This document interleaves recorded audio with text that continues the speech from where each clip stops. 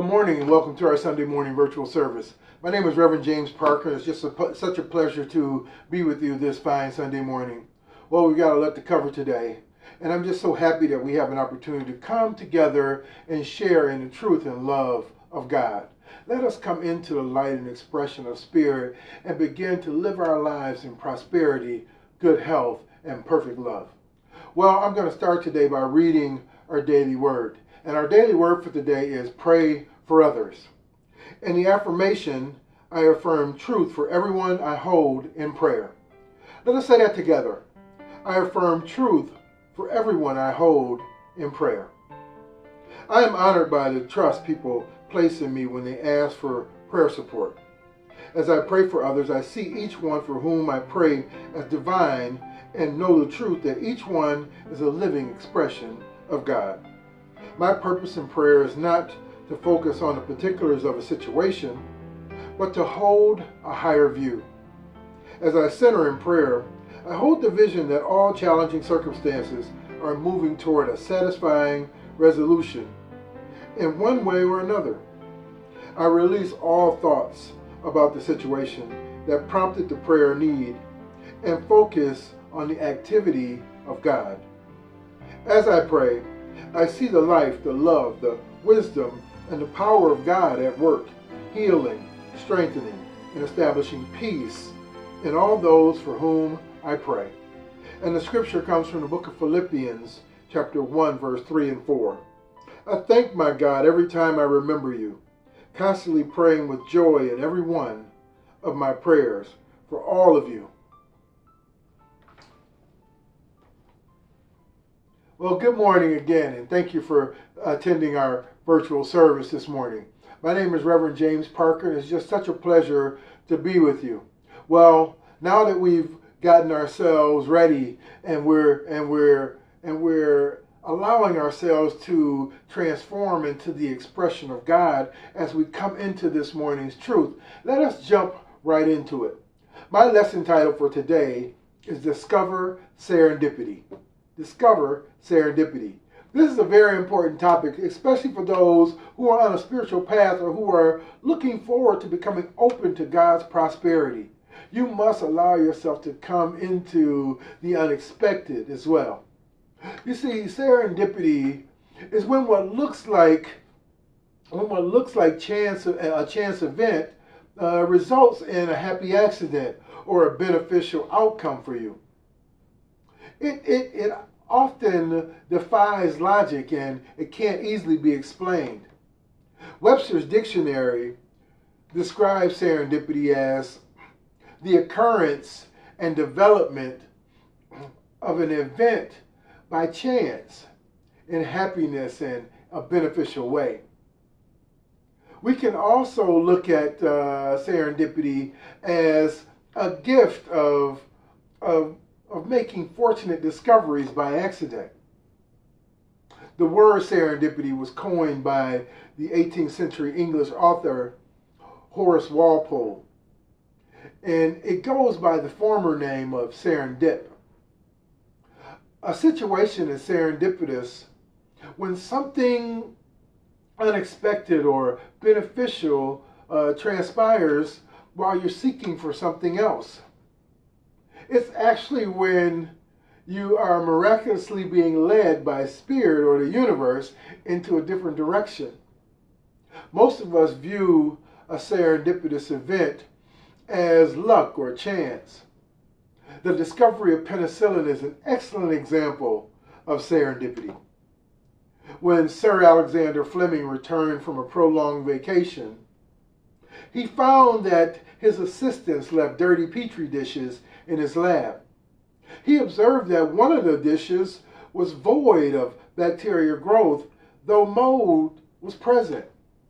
This observation of mold-killing bacteria led to the discovery of penicillin and has since saved countless lives.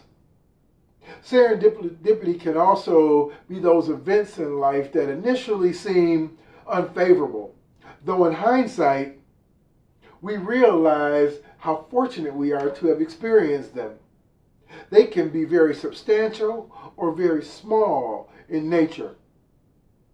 So often experiencing serendipity can start to seem like a painful situation, like something bad or disastrous is happening to you. You may start to think, poor me, what is happening? Why is this happening to me? Friends, detours, surprises, disappointments, and failures, they are a part of life, a part of the path that we walk. Shift happens. These circumstances, they show up, but we always think that they have no apparent benefit.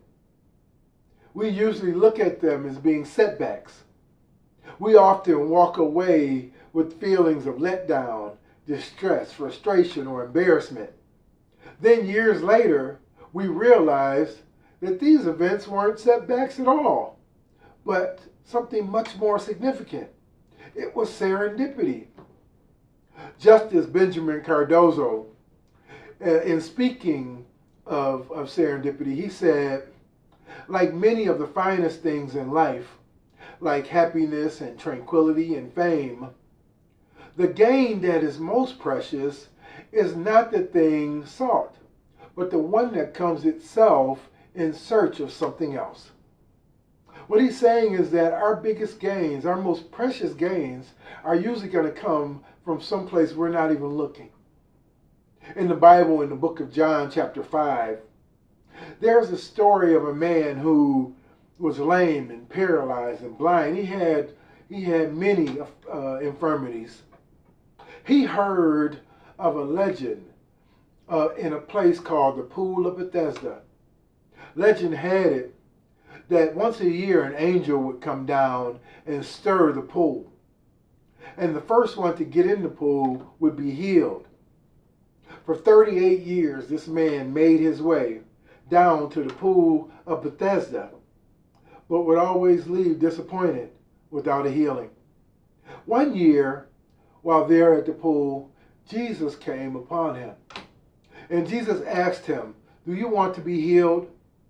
The man said, "Yes. Yes, I want to be healed, but no one will help me into the pool. They just keep walking over me." Jesus said to him, "Pick up your mat and walk." The man rose to his feet, picked up his mat, and walked away. This is a story of serendipity. Although the man sought his blessings in the Pool of Bethesda, there was a different plan for him. There was a different expectation coming forth. He was healed in a different way, a way that he wasn't even looking for. Serendipity is called the journey within the journey. And for spiritual types, it's called the path within the path. We are all on a journey, and if we're really willing to listen to God, if we're really willing to believe that Spirit can become present in our lives in every moment, then we must leave a little wiggle room for God's plan to unfold in our lives. In the book of Jeremiah, chapter 29, verse 11, it says, "For I know the plans I have for you, declared the Lord, plans to prosper you and not to harm you, plans to give you joy, hope, and a future." Friends, God has a plan for all of us. But are you willing to take action, to become open to God's plan for you? You know, we rarely experience happiness or joy when we're laying in bed with the covers pulled over us, or sitting around watching television hoping for things to change. We must take action. We must move and see the wonders of God coming forth in our lives. We must become open to see what's next on our journey, to see God's greater plan unfolding for us. I recently heard a true story of a young man. He was 19 years old. He worked at a place that required very hard manual labor. From sunup to sundown, he spent his time picking up scrap pieces of heavy iron. One day, to his dismay, a heavy piece of iron fell on his kneecap. He was in great pain. His company immediately told him to go have his knee x-rayed because his kneecap may be broken. He went to the doctor and had the x-ray taken. At the bottom of the x-ray, the doctor wrote, "Kneecap okay, not broken." Another doctor at the same hospital was on break one day. He went to get a cup of coffee and sat down at his desk. He then began to look around for something to read. He couldn't find a magazine, so he decided to test himself by reading x-rays. So on his desk was this huge pile of x-rays ready to be taken to be filed. As he moved the x-rays, one of the x-rays fell out of the pile.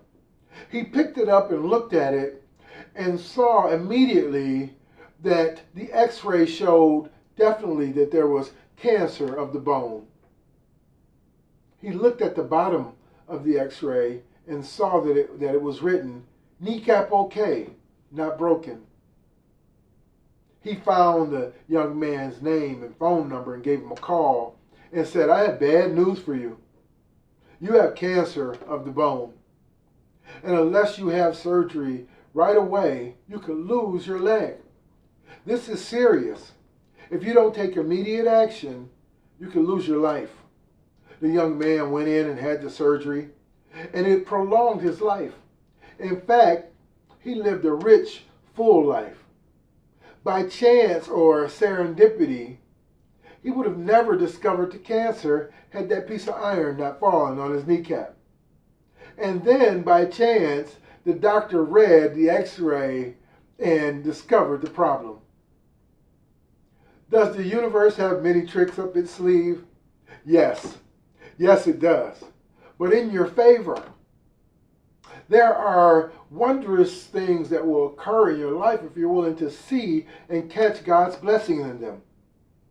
You are being moved in a way so that you may change for your highest and best. Become open to the gifts of spirit. There's a word regarding serendipity that I absolutely love. It's an ancient word from an old Persian fairy tale called abacatastasis. It means if something occurs in your life today that looks like absolute disaster, good is going to come out of it. Look back on your life for a moment. Many of the things that you have experienced that you think have happened or considered to be disturbing, disastrous, or heartfelt issues in the moment actually turned out to be the greatest blessings. Abacatastasis. Thank God it occurred. Had it not transpired, you may still be stuck in that place, in that rut, in that challenge, in that difficulty, never able to move in a new and different direction. When we are aware of God's presence in our lives, and we become willing to be changed or uplifted, we see beyond the immediate experience and know that every event is connected to something higher. What am I saying? Simply take action today. Expect the unexpected and become open to Spirit's plan, joy, and guidance. Now, there are 3 qualifications you will need on your journey. 1, great expectations. You know, you will probably meet most of the goals in your life, but some of you will find a hidden goal within your original goal that is something better. Allow yourself the flexibility to expect great opportunities to come forth in your life and remain optimistic while you go through an experience, knowing that God is going to bring his greater plan into fruition for you. Number 2, great sublimation. I know it's a big word, but great sublimation. It's the ability to change, to modify, to transform, to turn lemons into lemonade. Friends, stop with the Don't allow yourself to be stubborn, stiff-necked. Don't spend your time trying to have your mind made up or to hold rigid to a thought. Allow yourself the flexibility to be transformed, to be changed at any moment. Come into a new expression today. And then number 3, great observation. Be aware. See the majesty and wonder in God coming into your life in the moment. Allow yourself to look at things as already being good. See the good in yourself. See the good in others. See the good in life. Allow yourself to come forth knowing that God's good is always raining down upon you, and see yourself moving in a way that your gifts come forth. Friends, your mission, if you're willing to accept it, is to spend your time on this path, on this journey, with great expectations, with great sublimation, and great observation. Can you do that for me? Friends, think about this. Louis Pasteur, he said, chance favors the prepared mind. Are you prepared? Are you ready for your good? Are you open to God's plan? If you are, let's get started. When you are experiencing a setback, trust it is happening to you to guide you to something better. When you are facing something that seems less than perfect, a business issue, a relationship challenge, when you're dealing with a health concern, know that it is happening for a reason, and expect that something greater is going to evolve from the situation. Don't look for fault in moments of mental, physical, or emotional challenge. Look for the coming of your blessings. Look for something entirely different.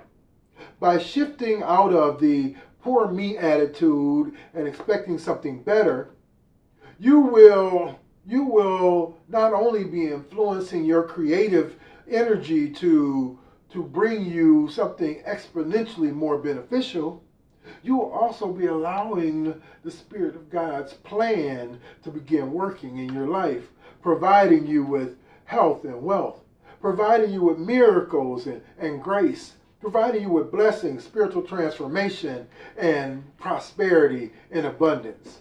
Abacatastasis. Are you willing to do this with me today? Well, thank you all, and God bless you.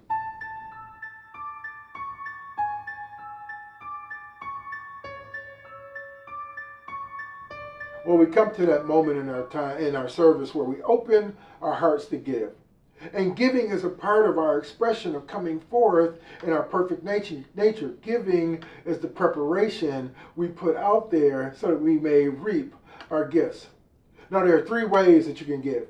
You can press the donate button there on our website, or you can text your gift to 773-492-8772. And always send us a check to 2650 West Montrose Avenue, Suite 110, Chicago, Illinois, 60618.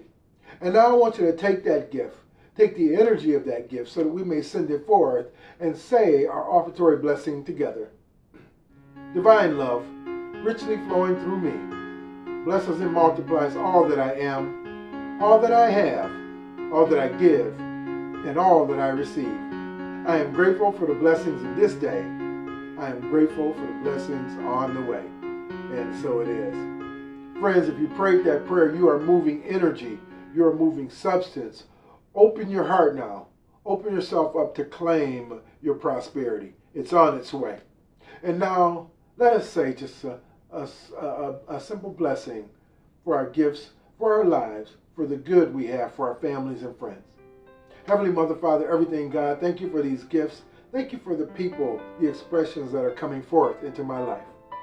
Allow us now to move in a way where these gifts bring forth energy and light, where our pockets are filled, our bank accounts are overflowing, where we are unburdened, and where we are flexible and open to being changed and transformed. We see your light working. We know your expression simply brings forth prosperity, perfect health, and love into our lives. And we accept it now in the name and the very nature of the living Spirit. And so it is. Well, friends, thank you again for coming forth. Continue to send your cards and letters. Send them to 2650 West Montrose, Suite 110, Chicago, Illinois, 60618. I'm very happy to read them. I always love seeing your beautiful words on paper and knowing how you're doing. So send forth your energy. And now let us say our prayer for protection together.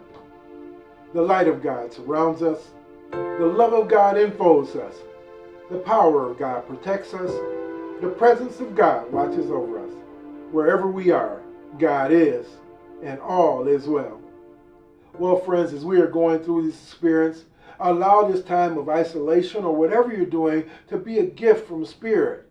Continue to read, to take online classes, to touch others' lives. Give in your community. Do something that allows you to continue to express the Spirit that is within you. Now, I'll leave you with just a few words. Stay well. I love you. God bless you.